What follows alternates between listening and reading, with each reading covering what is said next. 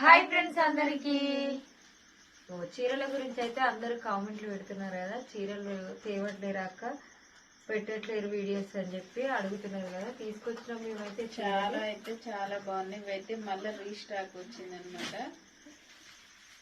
Same colours same design చాలా బాగున్నాయి. మొత్తం ఇదైతే ఎంబ్రాయిడింగ్ వర్క్ రెడ్ అనమాట.